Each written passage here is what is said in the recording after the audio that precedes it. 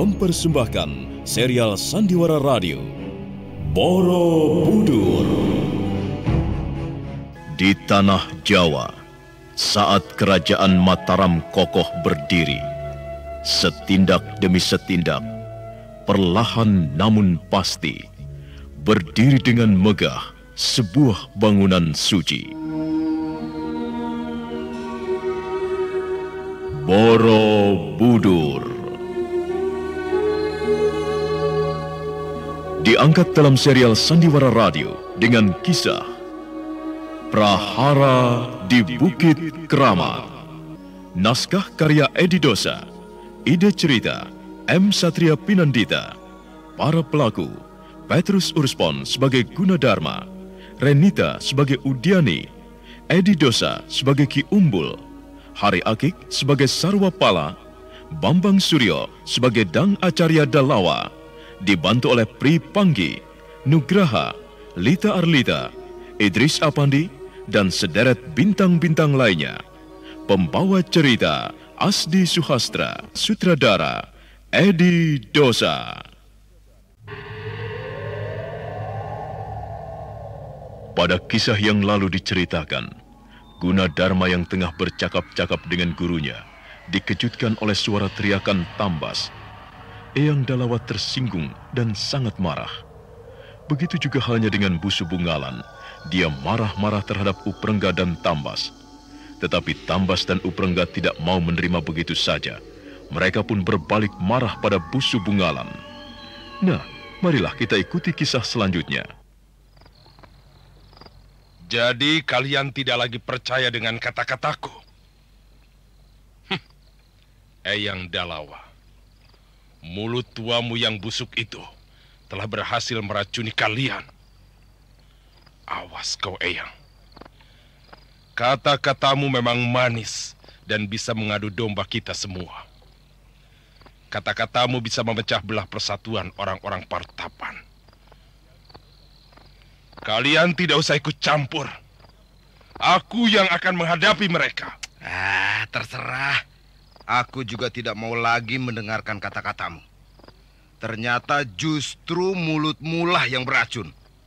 Aku menyesal mau mengikuti segala yang kau perintahkan. Diam! Kau yang diam. Kau tidak berhak membentakku. Kurang ajar. Kau berani menentangku, ha? Kau akan merasakan akibatnya. Orang yang kalah, salah dan terjepit, bisanya hanya mengancam.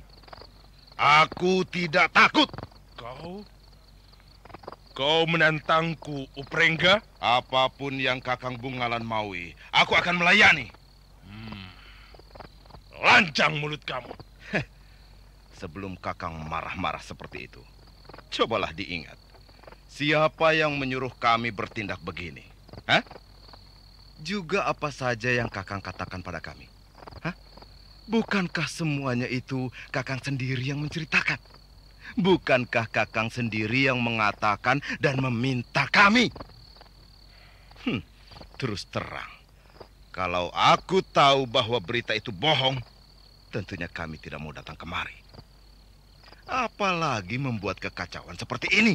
Memalukan, Kakang. Kurang ajar. Aku benar-benar terpojok. Tidak bisa lagi aku menghindar. Apa boleh buat? Aku harus bergerak sendiri. Ya, malam ini aku harus bertindak. Dengan menutup muka begini, aku bisa bergerak bebas. Mereka tidak mungkin mengenaliku.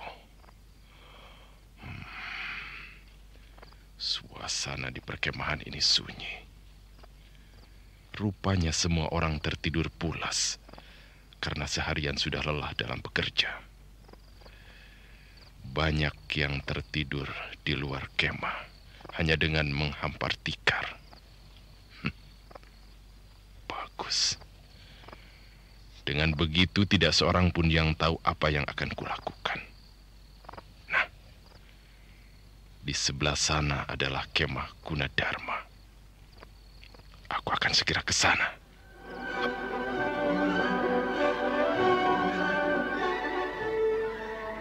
Gunadarma tampak tengah mengerjakan contoh kecil jaladwara atau talang air untuk candi dengan menggunakan tanah liat. Tiba-tiba,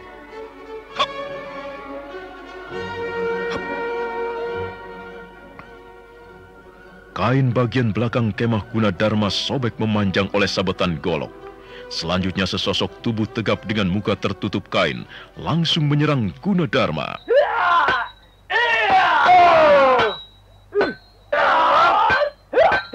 Gunadarma dengan gerakan refleks menundukkan kepalanya sehingga sabetan golok yang mengarah ke lehernya meleset. Serangan berikutnya pun dapat dengan mudah dibentahkan oleh Gunadarma, sehingga kali ini tubuh itu terpental dan menimpa Ki Umbul yang tengah tergolek tidur pulas.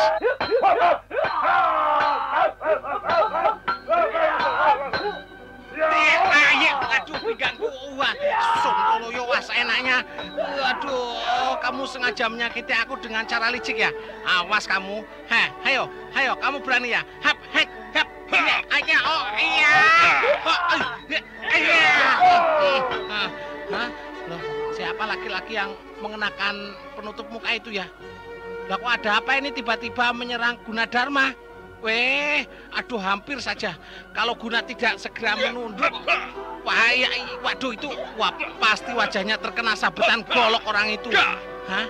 Wah lah dia menyerang lagi. Iya bagus. Nah itu dia Gunadarma kena sekarang. Salah. Gunadarma berhasil menendang perut lawannya. Nah sekarang dia terhuyung-huyung ke belakang.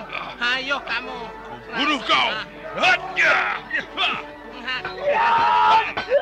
Sebelum ujung golok mengenai Gunadarma, wah dia cepat sekali melayangkan pukulannya tepat di wajah orang itu, sehingga dia terpental dan meja, waduh lampu.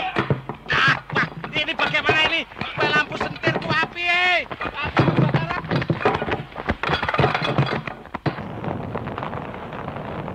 Titik api yang semula kecil dari ujung lampu sentir kini membesar karena membakar, merembet, melumat kain kemah dan juga yang lainnya.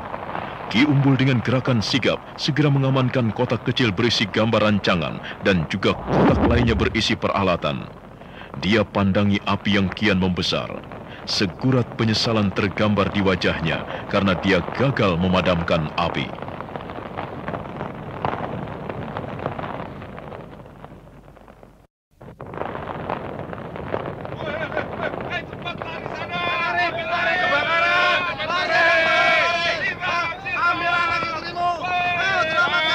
Suasana malam yang semula tenang mendadak ramai.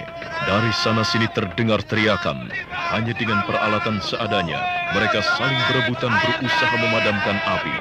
Tetapi api semakin membesar. Selamat. Ki Umbul berhasil menyelamatkan beberapa kotak peralatan kerja Gunadarma. Waduh bagus, hajar terus. Iya itu begitu. Wah Gunadarma sekarang berhasil menyeret orang yang berkain itu keluar. Bagus.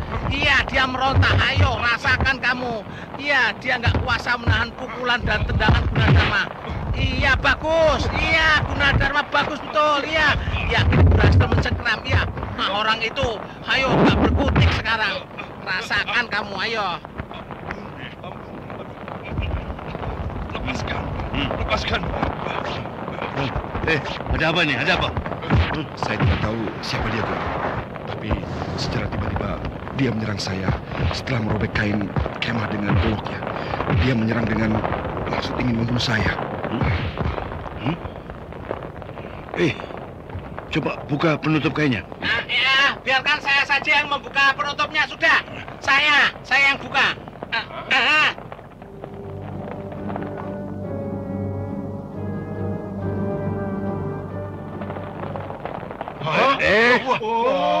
Bungalan? Bungalan ya? Saya Eyang. Saya minta maaf Eyang.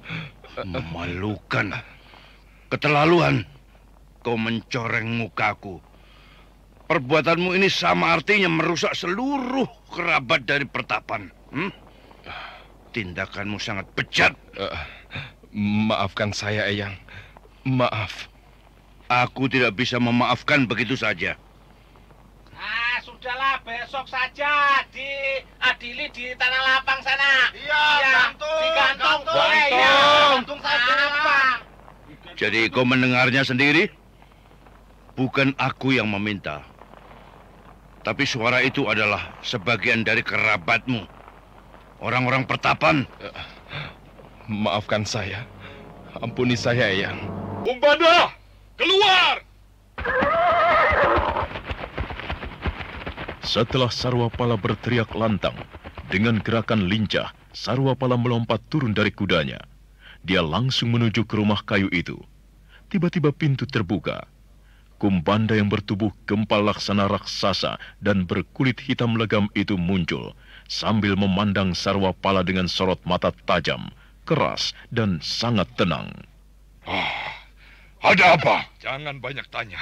Kembalikan putriku. Mulutmu lancang. Beraninya kau membentakku. Kuingatkan kamu. Jaga bicaramu. Jangan sampai aku tersinggung. Kemudian akan membalas dengan kekerasan. Bagus. Memang itu yang aku mau. Sebab aku sebagai Bopo tidak rela sedikit pun jika ada orang lain menyakiti anakku. Apalagi berani menculiknya. Coba katakan padaku. Siapa kamu ini sebenarnya? Apakah benar kamu ini orang tuanya? Kamu terlalu banyak tanya.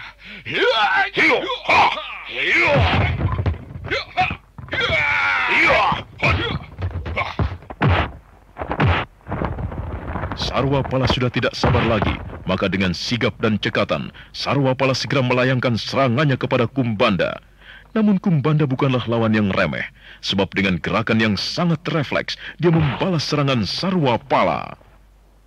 Ilmumu boleh juga, tapi katakan, siapa kamu? Aku Sarwapala, bapak dari gadis yang kamu culik. Sekarang cepat kembalikan. Bukankah selama ini di antara kita tidak pernah ada perseteruan apapun?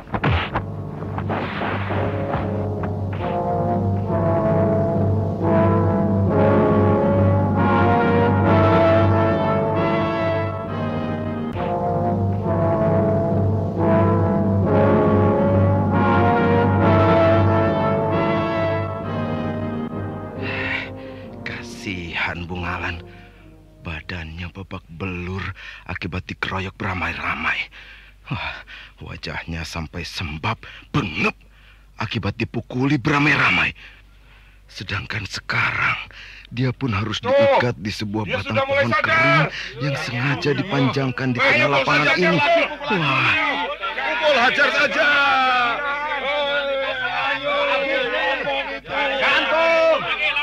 gantung dia.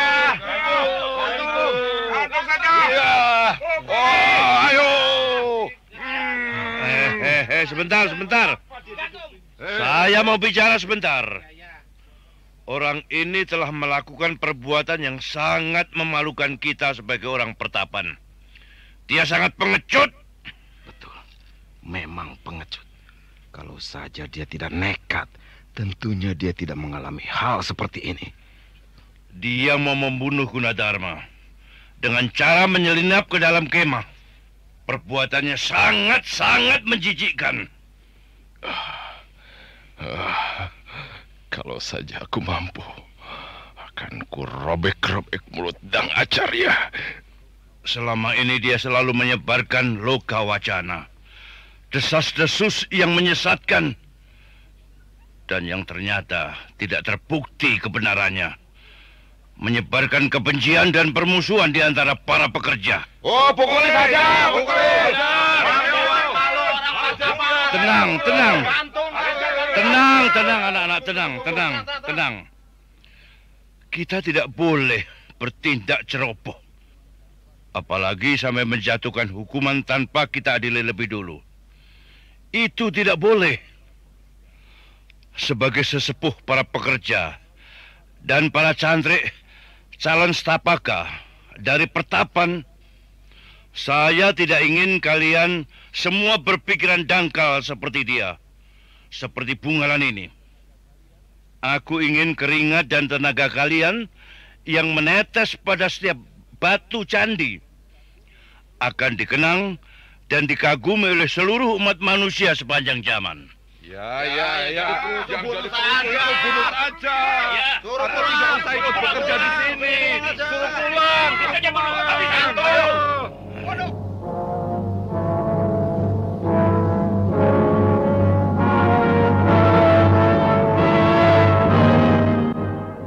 Sabar, tenang. Tenang anak-anak. Kalian jangan menggunakan kekerasan. Pekerjaan kalian tidak akan dikenang jika tidak tulus mengerjakannya. Itu semua bisa terjadi kalau kalian bekerja dengan tulus dan legolilo. Kalian tidak usah ikut-ikutan pertikaian para petinggi yang sebenarnya urusan mereka hanyalah masalah kekuasaan, masalah kedudukan. Nah, sekarang terserah pada kalian. Yang ingin pulang ke Partapan, silakan. Dan sebaliknya, yang baru datang dan ingin bersama dengan kami membangun wastu untuk Sang Dewata, silakan juga. Wah, aku jadi bingung ini. Wah, gara-gara bungalan malah jadi berantakan. Wah, aku bingung ini gimana piye iki. Saya juga bingung tuh. Mendengar wejangan dari Dang Acarya, rombongan dari Partapan dan orang-orang yang sudah lama bekerja saling berembuk. Mereka rupanya ingin mendapatkan kata sepakat. Nah, saudara pendengar, bagaimanakah keputusan mereka? Dan bagaimanakah nasib Busu Bungalan berikutnya? Juga bagaimana kelanjutan pertempuran Sarwapala dan Kumbanda? Untuk mengetahui jawabannya, ikutilah terus serial Sandiwara Radio Borobudur. Sampai jumpa.